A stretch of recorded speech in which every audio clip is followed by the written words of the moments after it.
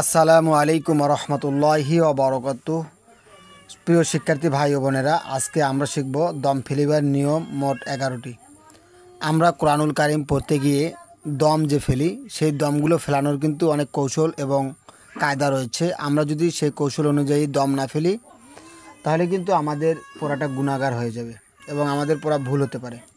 তাই এই দম ফেলিবার 11টি নিয়ম আমরা আজকে শিখব ইনশাআল্লাহ।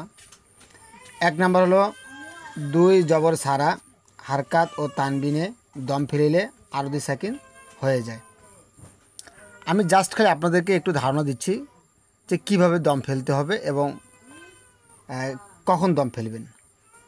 1 নম্বরে আবার বলছি, 2 জবর সারা হারকাত ও তানবিনে দম ফেলিলে আরবি সাকিন হয়ে যায়। 2 নম্বর হলো দম ফেলিবার সময় 2 জবর পাইলে 1 জবর বাদ দিয়ে 1 আলিফ টানতে হয়। 3 নম্বর হলো দম ফেলিবার সময় মাদ্দে আসলি পাইলে 1 আলিফ টানতে হয়।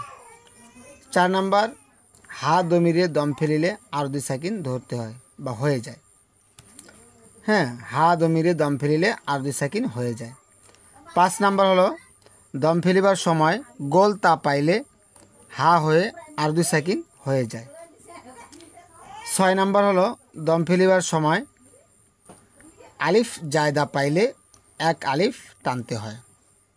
ঠিক আছে প্রিয় শিক্ষার্থী ভাই বোনেরা, খুব মনোযোগ সহকারে দেখুন, আর তাহলে কিন্তু আপনারা শিখতে পারবেন এবং কাউকে আর কখনো জিজ্ঞেস করতে হবে না যে কিভাবে দম ফেলতে হবে। 7 নম্বর হলো দম ফেলিবার কারণে মাদ্দে আসলি যদি হয় 1 আলিফ টানতে হয়। 8 নম্বর হলো জবরের বামে খালি ইয়া দম ফেলিলে 1 আলিফ টানতে হয় এবং পেশের বামে ওয়াও এবং জেরের বামে খালি ইয়া দম ফেলিলে 1 আলিফ টানতে হয়। 10 নম্বরে দম ফেলিবার সময় তাসদিদ পাইলে একটু দেরি করতে হয় এবং 11 নম্বর দম ফেলিবার সময় সাকিন পাইলে যেমন আছে তেমন করেই পড়তে হয়।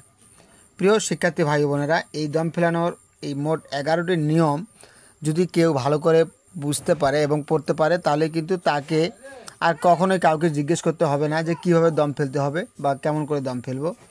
আশা করি বুঝতে পেরেছেন, শিখতে পেরেছেন এবং আশা করি এর মধ্যে থেকেই আপনারা ভালো কিছু শিখতে পারবেন এবং সুন্দরভাবে কীভাবে দম ফেলবেন সেটা কিন্তু আপনাদেরকে সুন্দর করে আমি বুঝিয়ে দিলাম ইনশাআল্লাহ। কতটুকু বুঝতে পেরেছি আমি জানি না, তবে সর্বোচ্চ চেষ্টা করেছি। আল্লাহ রাব্বুল আলামিন আমাদের সকলকেই সুন্দরভাবে কোরআনুল কারিম পড়ার তৌফিক দান করে দেবে, আমিন। এবং পরবর্তী ভিডিও পাওয়া পর্যন্ত আল্লাহ রাব্বুল আলামিন আমাদের সকলকেই ভালো রাখুক, সুস্থ রাখুক, নিরাপদে রাখুক। এই বলেই আজকের ক্লাস এখানেই সমাপ্ত ঘোষণা করছি।